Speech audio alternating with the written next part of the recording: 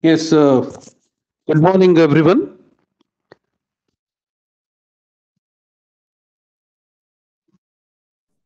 Good morning, sir. Hello. Good morning, Yeah, sir. yeah, good morning. Yeah, good morning, good morning. Uh, Now we'll begin the class. Now, in this class, and we'll be speaking and discussing about tribal economy. Okay, so what is the nature of tribal economy and what sort of economy system that exists in tribal societies, and we'll be discussing in this class. And just to reflect on what is a tribal society, and and also the nature of economy that exists in tribal societies. Now we'll be discussing more on those aspects in this class. And tribal communities are generally considered as the earliest human societies. And their economic system is known as the tribal economy, and which is fundamentally different from modern industrial and commercial communities. It is mainly based on the nature, tradition, and the culture, and also the subsistence, production, and collective life.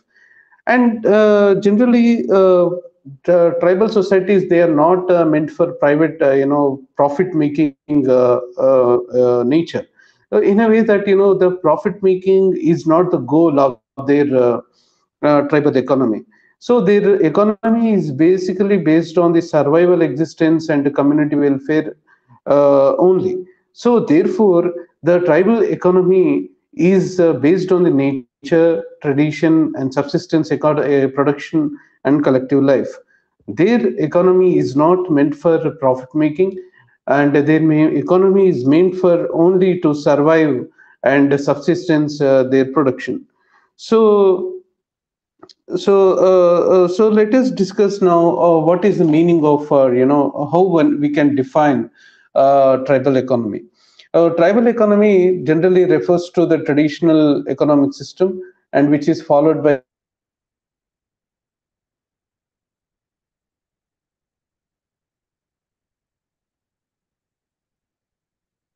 communities system, and where their economic life is controlled by customs and traditions, and where their resources are closely tied to the natural environment. So this is the basic the features of the tribal economy. And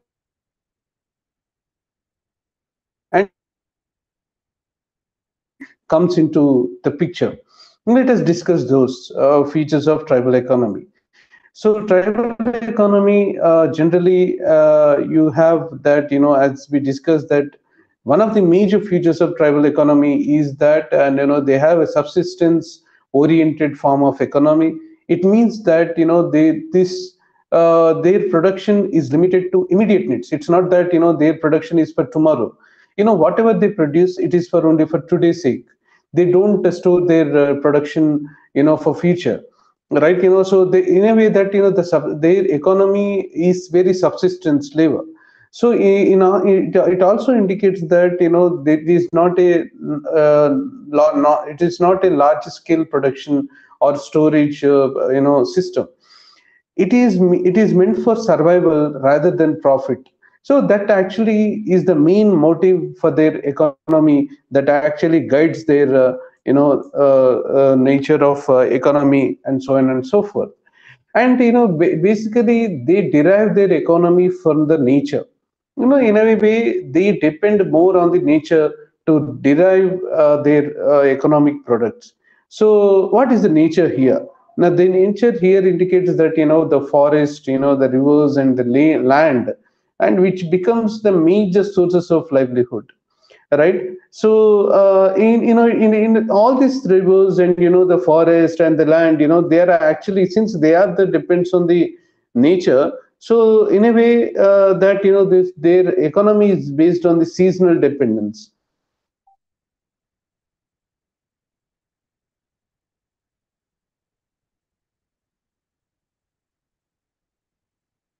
Technology. It is not that where we see that we generally don't see in tribal economy with machinization of goods and technology and so on and so forth, because their technology is based on the primitive modes. They use a lot of traditional tools such as bows and axes and digging sticks, and a lot of though other traditional and primitive technology.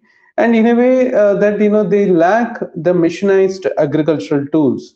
So therefore their technology in economy, tribal economy is based on the primitive technology, right?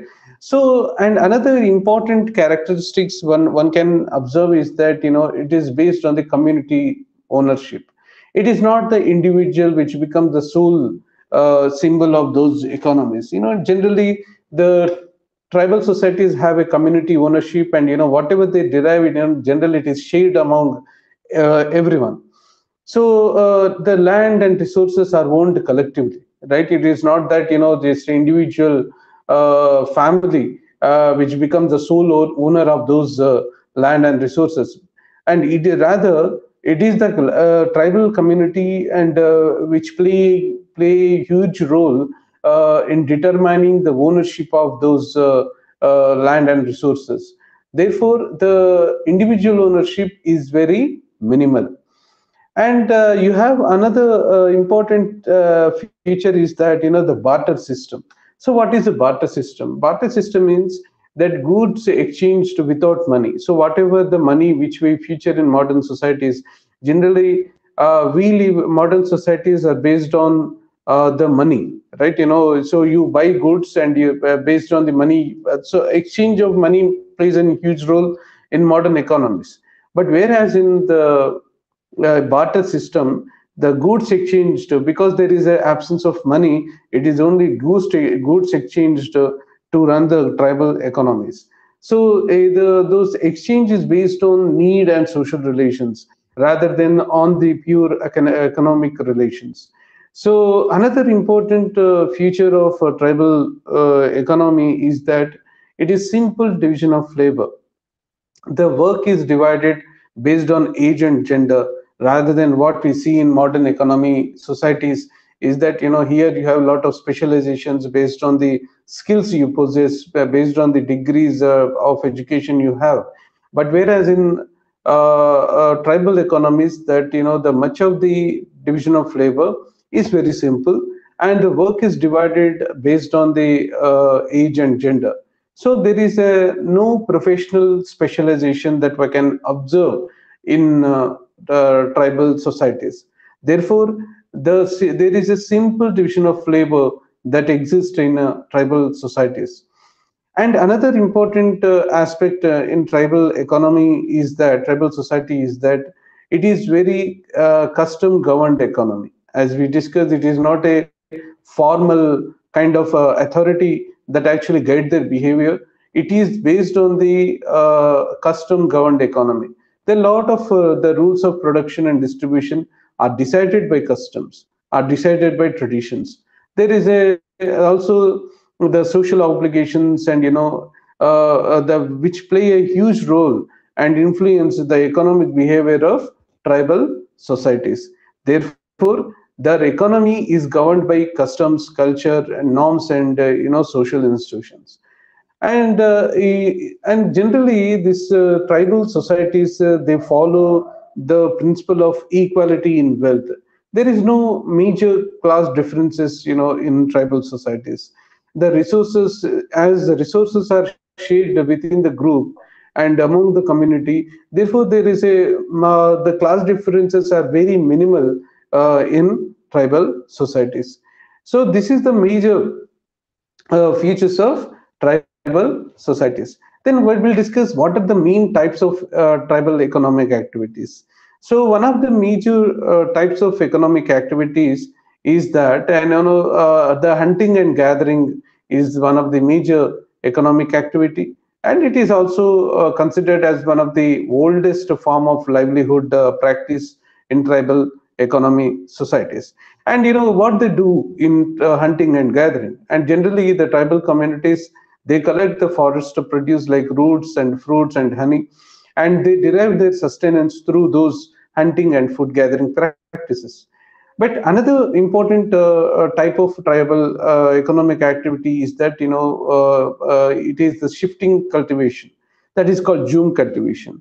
So what they do in this, and generally the tribal communities they follow shifting cultivation in a way that the forest land is cleared and cultivated temporarily. It is not that they reside in that land for a longer period of time. They move from one place to another as part of the practice of shifting cultivation. That soil fertility decreases, and they move to a new area. In other words, I know they believe that once the cultivation is done in one particular land, and they believe that the soil fertility decreases in that land. So generally they move to another land in search of another lands to practice the shifting cultivation. And another important type of economic tribal economic activities is that they have fishing also. The fishing is practiced by tribes living near to lakes and rivers and water bodies. So fishing is is also another type of tribal economy, and since they practice and derive their livelihood and sustenance through fishing activities. And you have another type of tribal economic activity is that, and you have pastoralism. What is the pastoralism? Pastoralism means that they rear animals for milk, meat, and trade. So this is also they depend on animals for the milk and for the meat, and for and all, not only the meat, and they also trade with that pastoral practice. So another important type of tribal economic activity is that they also practice handicraft business. What is that meaning of handicraft? Generally they practice the bamboo work, weaving, pottery, wood carving, and so on and so forth. So this handicraft business is also plays a very important role in tribal communities. And as we discussed that they also collect the minor forest produce from the forest, such as they collect gums, tendu leaves, herbs, firewood, and so on and so forth. So these are the major types of economic activities in tribal societies. And as we discussed that hunting and gathering plays a huge role, shifting cultivation, fishing, pastoralism, handicaps, and collection of minor forest produce, and so on and so forth. So all these factors and all these types of tribal economy plays a huge role in determining the economic behavior of tribal societies. And as parts regards the nature of exchange, as we discussed that barter system plays a huge role in the nature of exchange in tribal societies. That exchange mostly internal within the tribe. It's not that they do business. It's not that they come to the mainstream societies and do business. It's like they do the business among themselves, among the within the community. That occasional trade with neighboring communities also generally happen, but that is occasionally. But regular modes of trade generally happens within the community only. The reciprocity and sharing of economic goods generally happen among and within the tribal communities. And as parts regards the economic life and culture, and economic activities linked to rituals and beliefs. It is not purely that as we discuss and we see that in modern societies, the modern economy is purely not linked to the cultural aspect. It is completely guided with a different profit motive kind of behavior.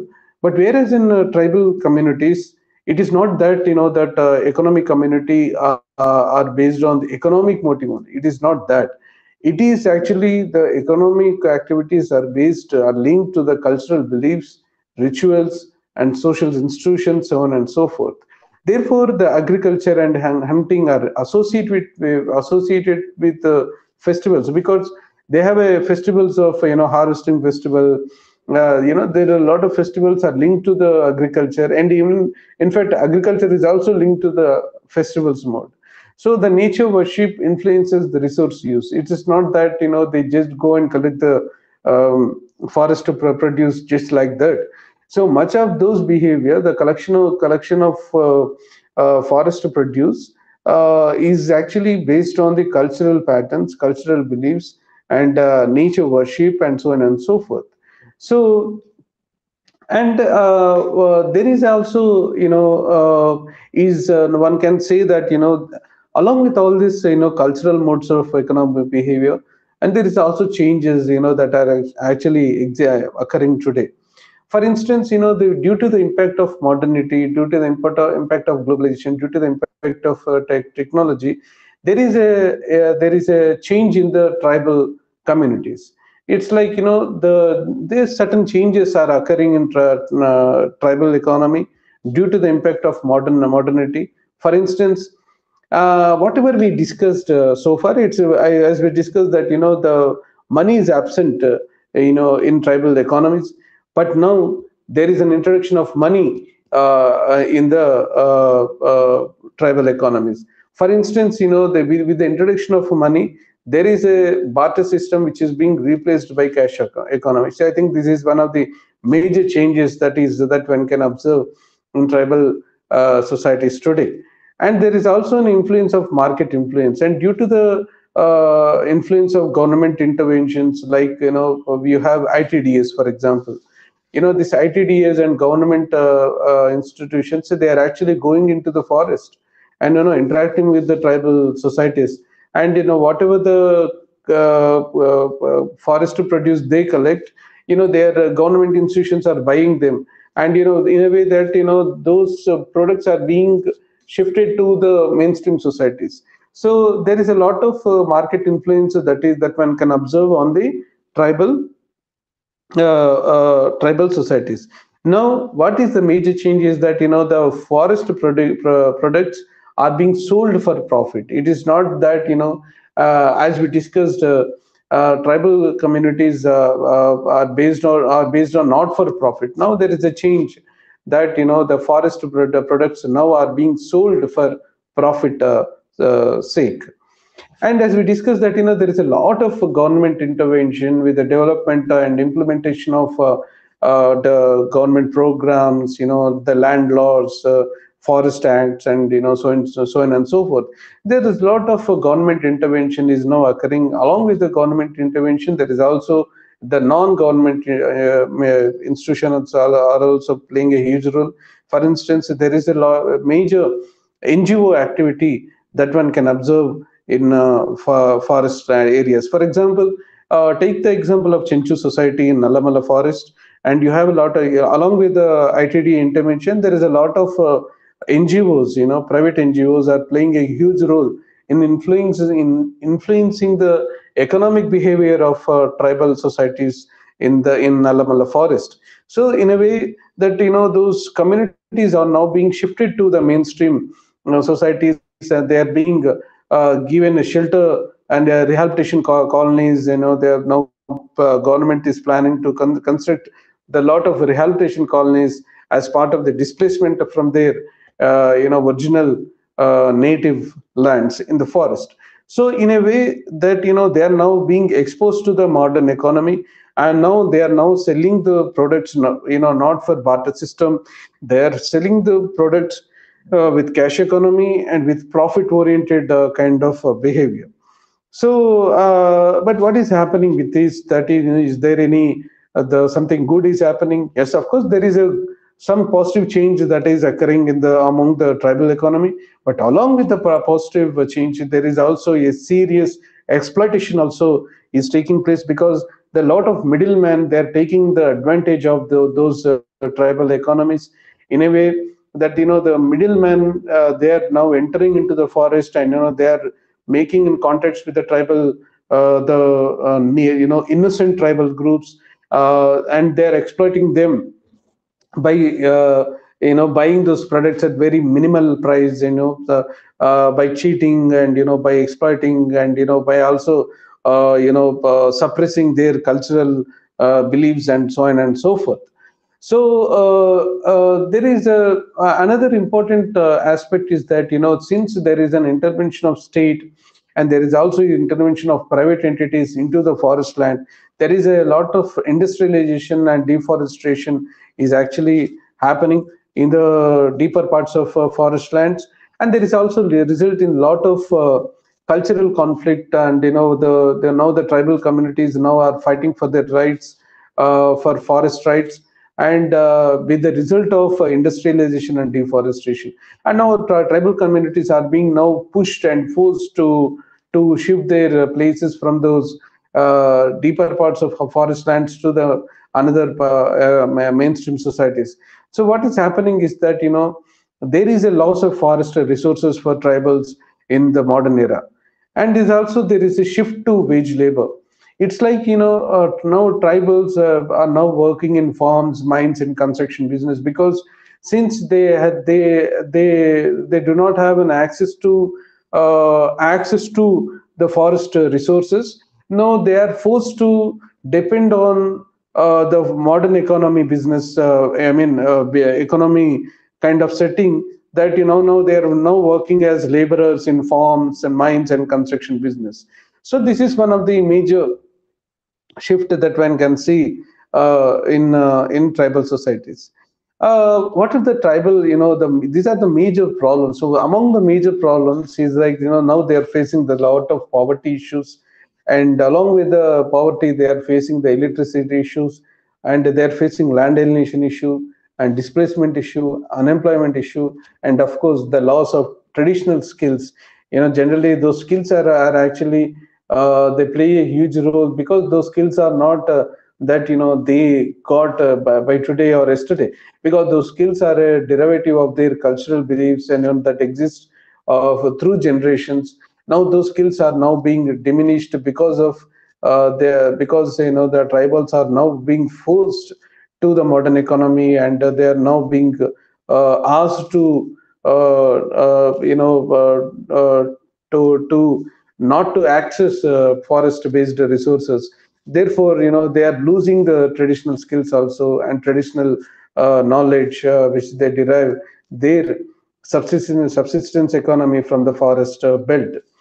So in a way that, these are the major problems, and among the tribal economy.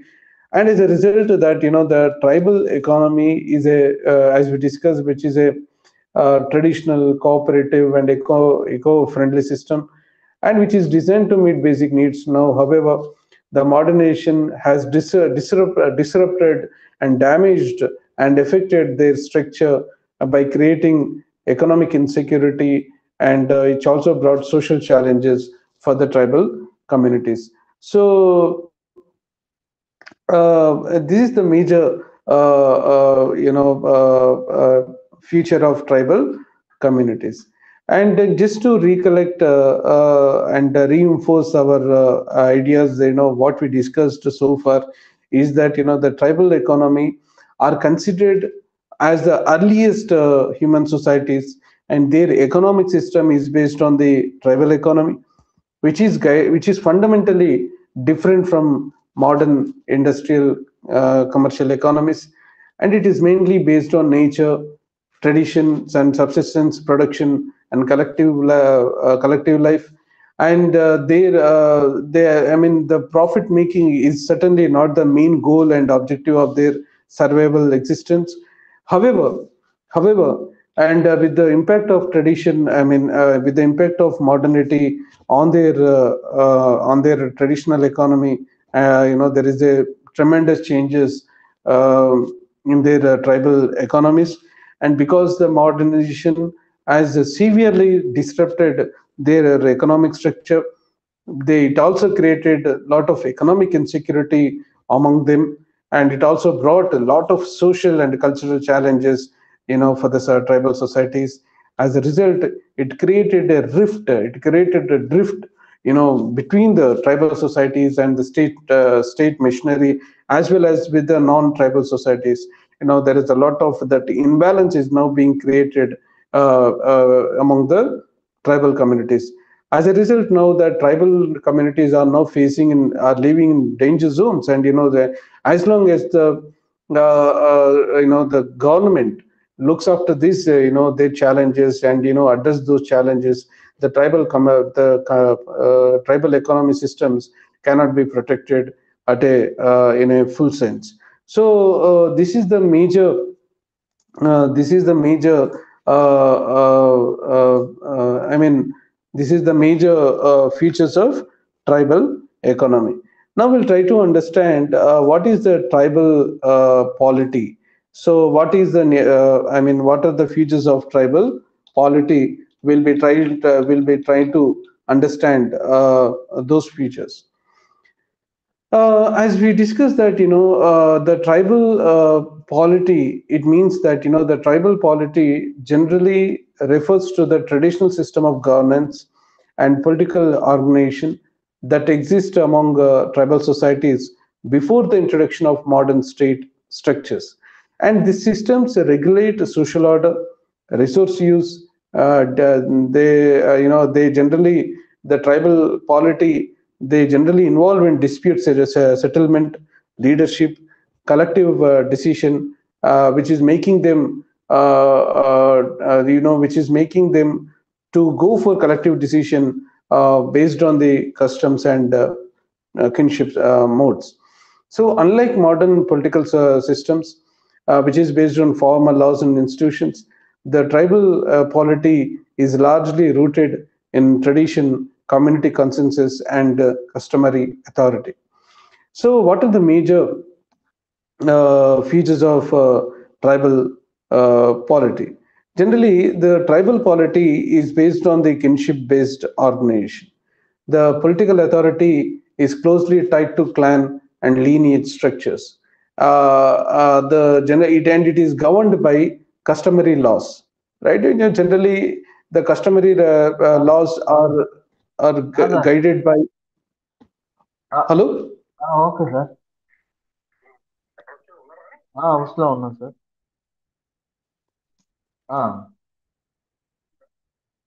వచ్చారు. Hello. Hello. Yeah. Yeah, generally, this customary laws, the tribal polity is based on the customary laws, and which is the governance is guided by unwritten traditional norms, which is passed orally across generations. And the tribal polity is based on the collective decision making. Generally, it happens through councils of elders or clan heads play a crucial role in delivering justice in tribal societies. And there is also an absence of centralized state power. The authority is based on localized and decentralized form of governance, and the authority is based on the cultural modes of existence, which means that that there is a sacred entity of authority that exists in tribal societies.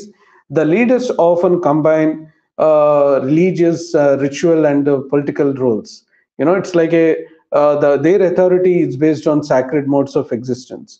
And the land and forest resources are usually controlled by collectivity, because as we discussed that the tribal communities are based on the collective existence. Therefore, the land and forest resources are generally controlled and governed through collective modes of existence. And the tribal polity emphasis is on the reconciliation rather than punishment. Generally, they go for a reconciliation rather than pure punishments that we see in modern societies. So, and as regards the leadership in tribal society polity, it is the chief and headman play a huge role, and generally the symbolic and administrative skills that play a huge role in the tribal polity systems. And they have a advisory and decision making bodies, and also the religious authority influences their governance bodies. and the temporary, the leadership is often hereditary, but it's like, the only the few families, they play a huge role. They dominate the leadership qualities, roles in tribal societies. Therefore, the leadership is often hereditary. The leadership is often hereditary.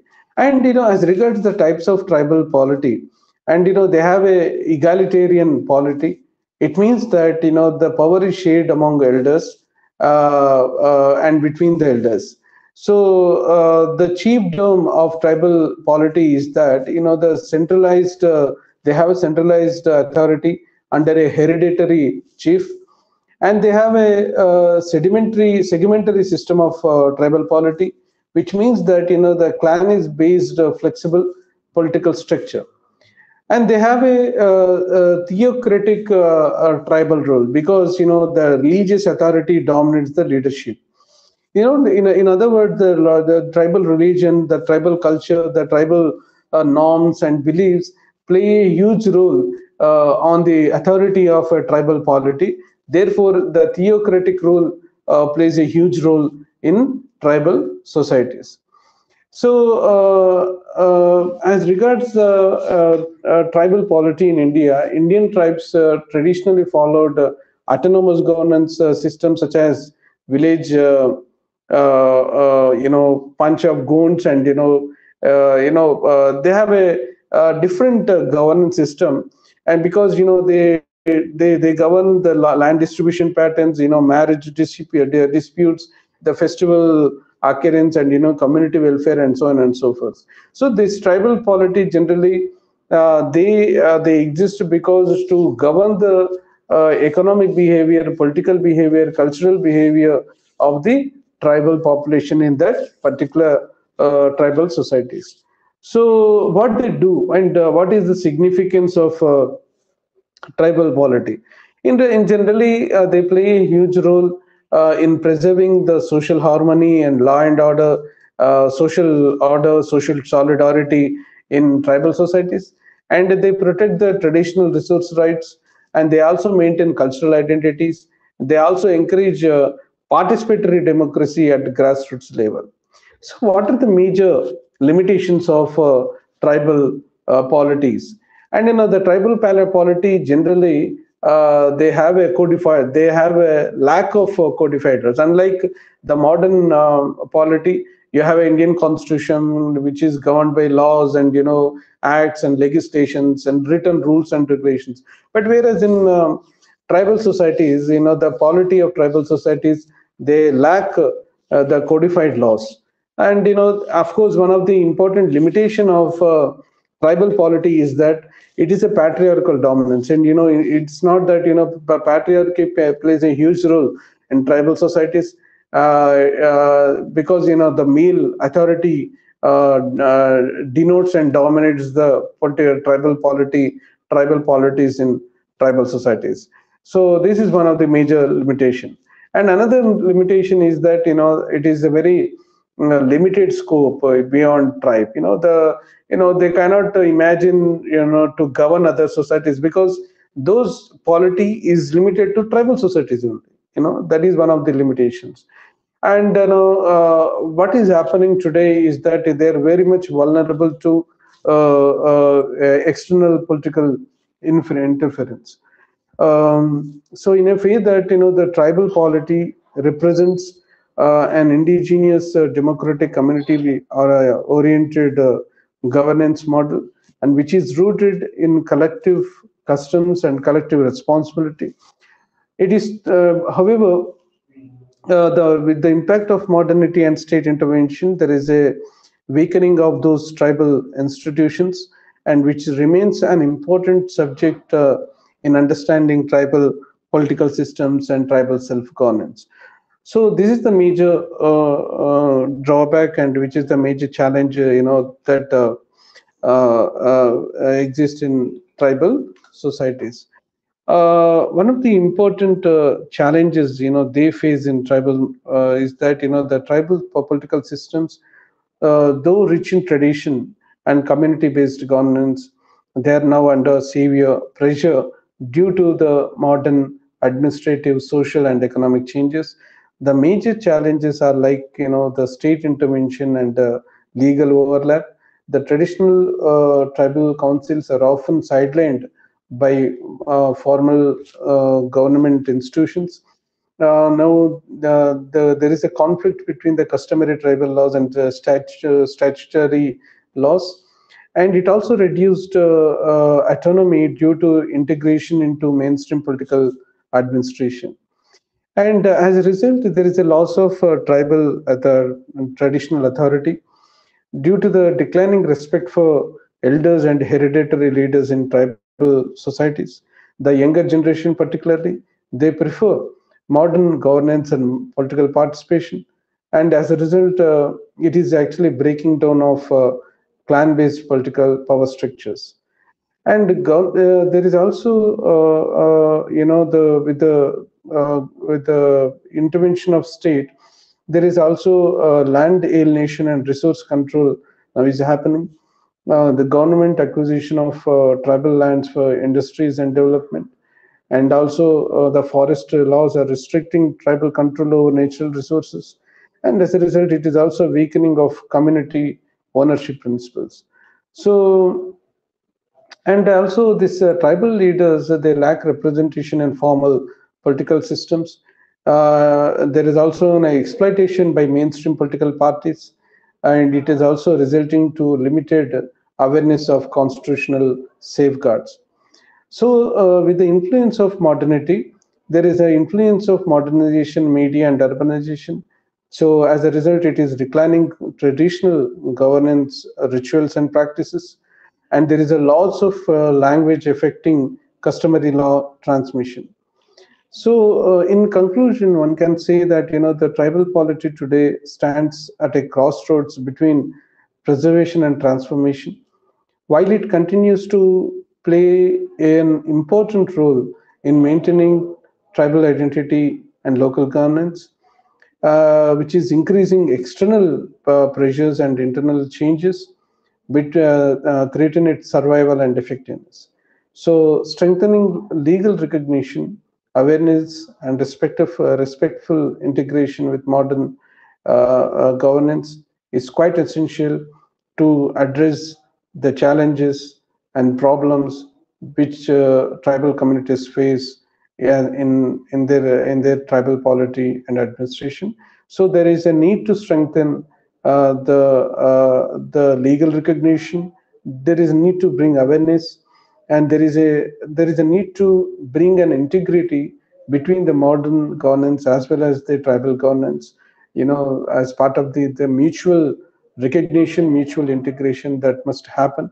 But unless those things happen, the tribal communities continues to face a lot of challenges in as part of their tribal polity and tribal administrative systems.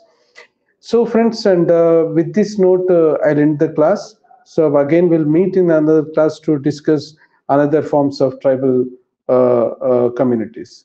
Thank you, one and all, for joining us today. Thank you. Thank you, sir.